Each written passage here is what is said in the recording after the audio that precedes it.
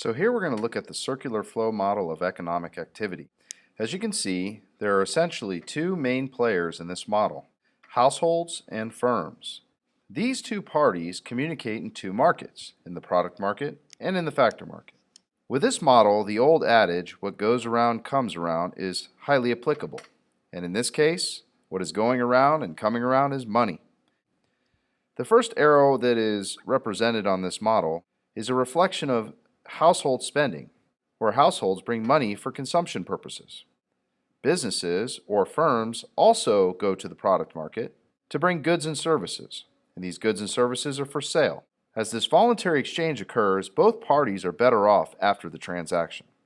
For the business, they receive revenue that is necessary to produce. For the household, they receive consumer products. Again, both parties are better off. Following the money, the businesses take that business revenue and they are going to make payments or pay for the cost of running the business. So what do they need to run the business? That comes from the household. And the money returns to the household in this case in the form of income, wages, rent, interest on investment, or profit. For most households, they will provide labor to the factor market. However, whether it is land, labor, capital, or entrepreneurability, all of these resources ultimately begin in the household. They are then transferred to the business through the factor market and become the factors of production. So in a nutshell, this is the circular flow model. It represents the flow of goods and services and money from and to the households and the firms in a market economy. The production possibility model is a graph that shows us the opportunity cost between the production of two products. Remember that on this graph there are essentially 3 points along the curve. These points represent an efficient use of resources. When all of our resources are being used as they should, whether we are at point A, B, or C, this is an efficient use of resources. There are points inside the curve. The points inside the curve represent and reflect an underutilization or an underperforming economy. Resources here are not being used to their maximum capacity and thus are underutilized. There are also points outside the curve. Those points represent currently unattainable points that one day, through growth and resources and technology, we may be able to reach, but at this current juncture, we cannot. So production possibility model, the PPF or PPC, represents the trade-off between two goods and points along the curve, inside the curve, or outside the curve. The supply and demand curve allows us to look at the relationship between buyers and sellers in a market economy. On this graph, we start off by analyzing what is on the X and Y axis. On the Y axis is the price of a product. On the X axis is the quantity of that product. We have a downward sloping demand curve and an upward sloping supply curve. These two curves intersect at what we call equilibrium. That is, price equilibrium and the quantity equilibrium. As a result of a dynamic economy, the supply and demand curve can both shift in each direction, left or right, based on market conditions. Let's first take a look at the increase and decrease in demand. If we have an increase in demand, we will see this as a reflection of a shift to the right in the demand curve, bringing us to D1. Now, there's a new intersection, and what this intersection represents is an increase in price of this product and an increase in the quantity supplied.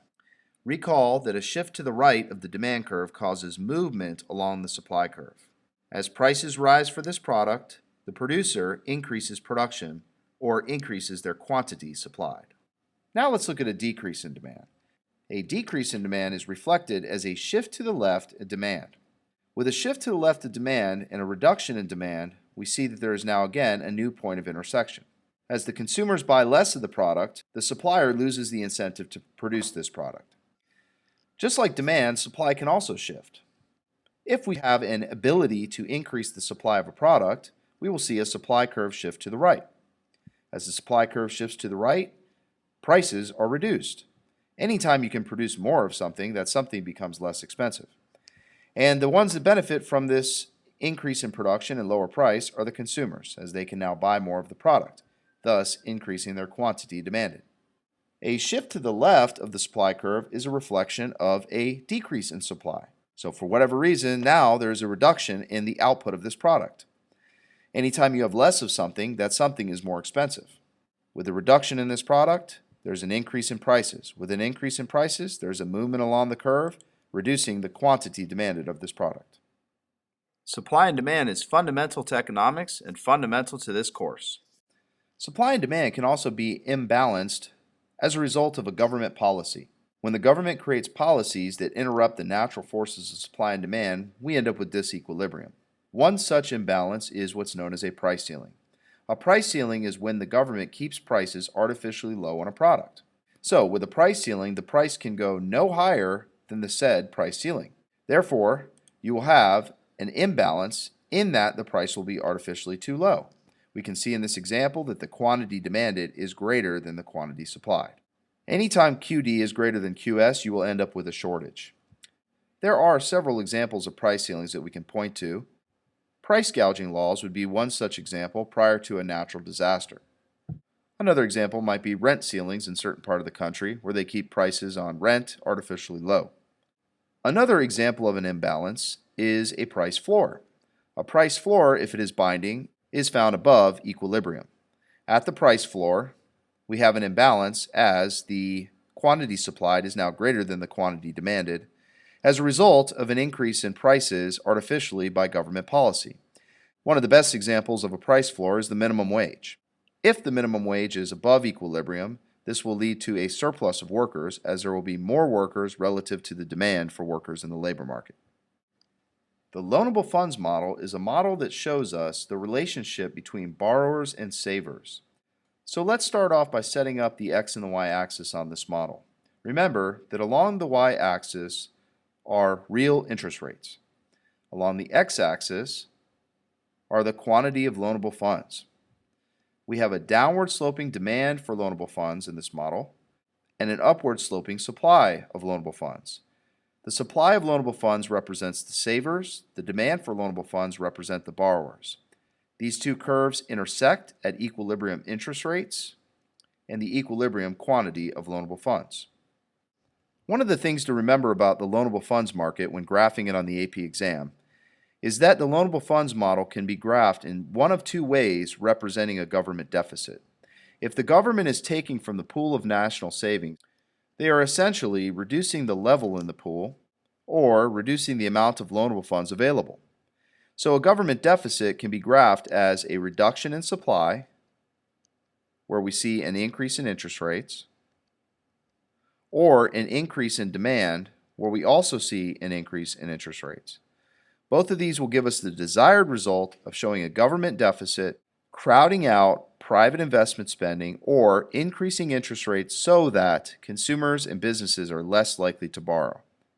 If we approach the loanable funds market model from a perspective of borrowing, we can show this as an increase in demand for loanable funds or a decrease in demand for loanable funds. The result will be an effect on interest rates. So a shift to the right in the demand curve for loanable funds means that people want to borrow more. If they want to borrow more, then the interest rate is going to increase. If consumers want to borrow less for some reason, that means that the interest rates will decrease. And we see this as a movement along the supply curve for loanable funds. From the perspective of savers, we look at the supply curve or the supply of loanable funds to illustrate whether people want to increase their savings or decrease their savings. An increase in savings is going to be reflected as an increase in the supply curve or a shift to the right. As more funds are made available in the pool, interest rates fall. As interest rates fall, consumers have more of an incentive to borrow, so we see movement along the demand curve. A reduction in the pool is reflected as a shift to the left in the supply curve. When that happens or this occurs, the interest rate increases. When the interest rate increases, there is less incentive to borrow. So the loanable funds model gives us an opportunity to see how borrowers and savers come together to negotiate future loans. Now let's discuss a very important economic model called the aggregate supply and aggregate demand model. In this case, we'll be looking at the aggregate supply and demand model with long-run equilibrium. So, to start off, remember that we have to label our y-axis as price level and our x-axis as real GDP. In this model, we can see the operation of the macroeconomy. We have a downward sloping aggregate demand curve. We have an upward sloping short-run aggregate supply curve. Intersecting both of those in this example is the long-run aggregate supply curve. Remember that at the point of equilibrium, we have balance in prices and balance in unemployment. Price levels are set at around 2 to 3% or expected inflation, and unemployment is right around 5 or 6%. Now, on the AP exam, they may ask you to start off your economy in a recessionary gap. So what we want to do is start off the intersection of short-run aggregate supply and aggregate demand. Then we make sure that our intersection is to the left of long run, representing the recession. So here I have basically an invisible aggregate demand curve that has started at long run and shifted towards this recession. The AP exam may also require you to start with an inflationary gap. Again, the easiest way to do this is to start off with aggregate demand and aggregate supply, short run, intersecting. And make sure that your intersection is to the right of long run. So our intersecting point here represents an inflationary economy. What really happened here is we have an invisible curve that actually shifted to the right, heating up the aggregate demand in the economy. Now let's talk about a self-correcting economy from a recessionary gap. So, if we have a self-correcting economy, basically what has happened is that a recession has lagged on and caused people to change their inflationary expectations downward. Or said another way, sticky wages, or wages that were once high, are now flexible downwards. Additionally, prices have come down in the economy, which now allows our business to hire more and to produce more, thus shifting the short-run aggregate supply curve to the right. This creates a new intersection back at long run. Self-correcting an economy from an inflationary gap shows us that the economy has heated up, aggregate demand is high, and people's expectations of inflation are now beginning to change. As rational expectations kick in and people begin to expect the inflation in the economy, they will adjust their wages upwards, or sticky wages will become flexible upwards. Additionally, prices that were once low and maybe contracted for a short period of time are now higher. Therefore, our business can no longer afford to hire as many workers or to buy as many inputs, as both of those prices are now more expensive for the business. The way we get back to long run here is by shifting our short run aggregate supply curve to the left, creating a new intersection, but back at long run. Another important thing to understand about the long run aggregate supply model is the concept of stagflation. Stagflation is generally caused by a short-run supply shock. This short-run supply shock is reflected as a shift to the left in the short-run aggregate supply curve. As the short-run aggregate supply curve shifts left, we see an increase in prices and a reduction in output. This causes inflation in the economy while unemployment is rising. This is also known as cost-push inflation. When we think of action of the Fed, we can point to the money market. The money market is a representation of the Federal Reserve and their open market operations and policies to affect the economy. Let's start off by looking at the X and Y axis. On the Y axis are the nominal interest rates the Fed is targeting as they engage in open market operations. On the X axis is the quantity of money. This graph gives us an inelastic money supply curve and a downward sloping money demand curve. At the point of intersection is equilibrium interest rates, and the equilibrium quantity of money in the economy. Consumers may choose to increase or decrease the demand for money, regardless of interest rates. If consumers choose to, let's say, use less money in its M1 form, and we see a decrease in the money demand, we will also see a reduction in interest rates. If consumers determine that they want to use more money for whatever reason, then we will see an increase in interest rates. This is an increase or decrease in money demand based on consumers' willingness to hold money in its M1 liquid form. Of course, the Federal Reserve can change their monetary policy. They can choose to engage in open market operations to either work to expand the economy or contract the economy. If the Federal Reserve decides to try to work to expand the economy, they will engage in open market operations by buying bonds. As they buy bonds, this increases the money supply and thus reduces interest rates, trying to create an incentive for consumers and businesses to borrow money. If they see that inflation is too high, they may choose to sell bonds. If they sell bonds, they are essentially reducing the money supply and by reducing the money supply, increasing the nominal interest rates. Remember that it is all about incentives, in this case, a reduced incentive to borrow money by consumers and businesses. This will work to slow the economy and reduce inflation. Let's talk about the long-run Phillips curve. The Phillips curve is a way for us to understand the relationship between inflation, or the inflation rate, and the unemployment rate. On the long-run Phillips curve model, we have a downward sloping short-run Phillips curve and an inelastic long-run Phillips curve. The short-run Phillips curve shows us the inverse relationship between inflation and unemployment, or said another way, as prices rise, unemployment falls. As prices in the economy fall, the unemployment rate rises. The long-run Phillips curve is inelastic. Therefore, inflation has no impact on unemployment rate in the long run.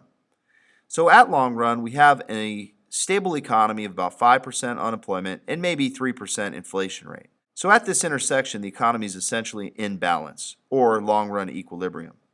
On the AP exam, they will instruct you on what percentages to use. Now, the AP exam might ask you to start your long-run Phillips curve with an inflationary gap. Think about it, if you have an inflationary gap, essentially prices are higher and unemployment is lower. So we're going to begin our inflationary gap to the left of long-run intersection. Additionally, the AP exam may require you to graph a recessionary gap. Well, during a recession, generally prices come down, unemployment rises, so our recessionary gap will end up on the right of equilibrium. How does a recessionary gap self-correct? Effectively, it is the same logic that we use for our short-run aggregate supply curve. As people's expectation of inflation, in this case, fall, their demand for wages will also fall. Sticky wages will become flexible. As businesses are able to produce more in the short run, this brings us back to long-run equilibrium. Remember that a shift to the right of SRAS is reflected as a shift to the left in SRPC. It's often helpful to set up the aggregate supply and demand model next to this graph to show the cause and effect relationship and the connection between SRAS and SRPC.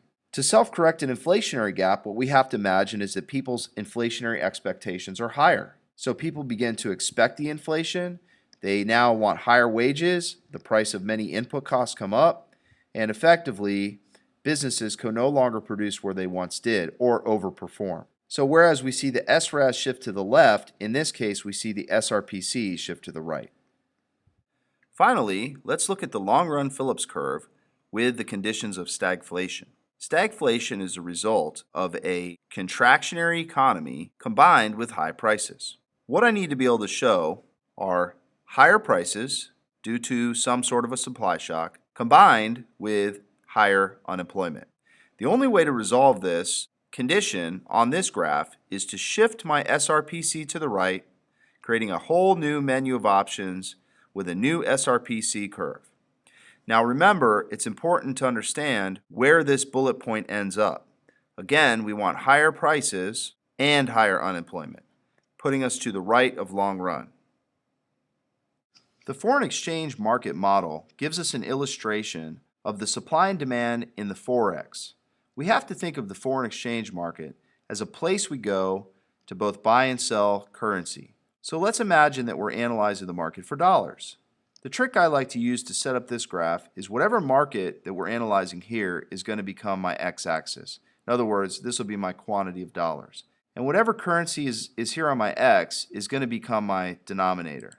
So here you can see I have the euro per the dollar, or the euro over the dollar. In other words, how many euros can I get for the dollar? This graph is very similar to basic supply and demand. We have a downward sloping demand curve for, in this case, the dollar, an upward sloping supply curve for the dollar, and an equilibrium exchange rate. So let's imagine now that we're talking about an increase in the demand for the US dollar. There are effectively three things that can shift this curve. 1, trade. 2, travel. 3, interest rates. So let's say that people from Europe are coming here to the United States, and they have to pay for our products with the American dollar. Therefore, they will demand more American dollars on the foreign exchange market. As they demand more dollars, what this does is this raises the exchange rate. So it essentially makes the dollar stronger or appreciates the dollar, whereas it makes the euro weaker. As the Europeans buy more dollars, they simultaneously increase the supply of euros in the foreign exchange market.